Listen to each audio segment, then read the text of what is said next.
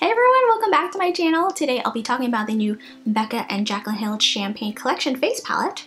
There was a surprise pre-sale a couple days ago and I managed to get my hands on one of these. They completely sold out of their amount in 2 hours, so that is crazy. But the official release date is May 24th, so I thought I'd review and swatch this for you guys to see if it's worth it for you to buy it. So first off, let's look at this packaging. It is so luxurious and high class looking. It is made out of a nice durable hard plastic, and the color scheme is white and gold, which is one of my favorite color schemes. The back is also gold and it has the shade names and the type of finishes that they are listed. So this palette retails for $52 and it has 20.4 grams of product in it. This palette has 2 pressed shimmering skin perfectors and has 3 blushes, one of them which is a luminous finish. A full-size pressed shimmering skin perfector is $38 and there is 8 grams of product in this. And a full-size luminous blush is $34 and there is 6 grams of product in this. So that means all the shades in this palette are not full size, but they're still pretty big. I still think you get your money's worth because they're pretty big sizes, and they're all new shades aside from Champagne Pop. So the quality of these blushes and shimmering skin perfectors are the same as their permanent line. The highlighters are super pigmented and so are the blushes. I'm most impressed by the blushes in this palette. You need a lighter hand with these blushes because they're so pigmented, but it's worth it, it's worth it. My personal favorite would have to be the Amaretto blush, and it's what I'm wearing right now, and I'm also wearing Prosecco Pop on top. Some of the blush shades do look kind of crazy bright in the palette, but on the cheeks it's more sheared out. So just be sure to use a lighter hand and you'll turn out okay. The size of the highlighter pan is just slightly smaller than the full-size one. And for the blushes, it is also a bit smaller, but you can still easily dip your brush in these. Especially with the highlighter pans, these are big sizes. This is the old Becca and Jaclyn Hill Champagne Pop palette. This one contains just 3 shades, but they're all highlighters.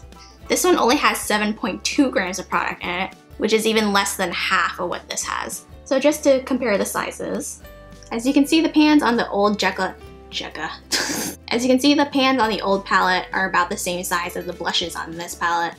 I forgot what it retailed for. So let's look at the inside. So here's the palette in all its glory. The only thing I don't like about this palette is the way you open it right here. It has this oversized clasp that is very hard to pry open. I usually like to open it like this. It's not the type that you can stick your finger in and open it.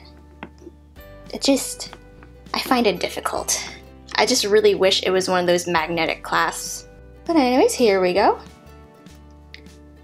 So you have this insert here that labels all the shade names, but that is also in the back right here, so you don't need to keep the insert. But this palette comes with a big old full-size mirror and it's so nice. So this palette contains 3 blushes, and this is Rose Spritz, Amaretto, and Pamplemousse. These 2 right here are their old mineral blush formulas, and this is their new luminous finish.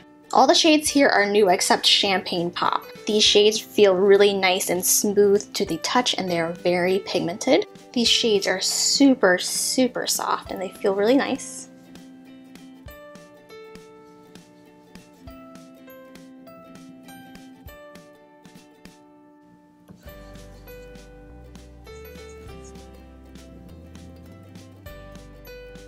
This is a beautiful palette, but you can see all the fingerprints in there. So here we have Rose Spritz. It's a soft peachy pink with pale gold shimmer.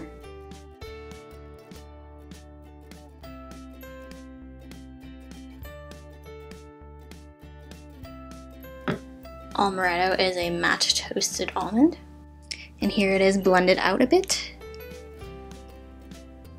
And here we have Pamplemousse, which is a matte warm coral pink. And here it is blended out a bit on the right. So here we have Champagne Pop. It's a soft white gold with pinky peach undertones. And here we have Prosecco Pop, which is a medium warm gold. And the shade right here is both of them blended together. So yeah, this is Champagne Pop, this is Prosecco Pop, and this is Champagne Pop and Prosecco Pop combined. I already have 2 other things of Champagne Pop. I still think it's worth to get this palette just for the blushes alone. That, and you get Prosecco Pop in this palette. People have been asking if Prosecco Pop will be available on its own, and from what I've heard, this is all speculation, that Prosecco Pop will only be available in this palette. But they've said the same thing about Champagne Pop, that'll only be a limited edition, but now it's part of the permanent line. So who knows? But for me, it's better to be safe than sorry. and I was really happy to try a Prosecco Pop. So that's it for this review. I hope you guys found it informative and helpful. If you guys would like to support me, please thumbs up this video and subscribe to my channel. I love you guys so, so much, and I'll see you guys next time. Bye!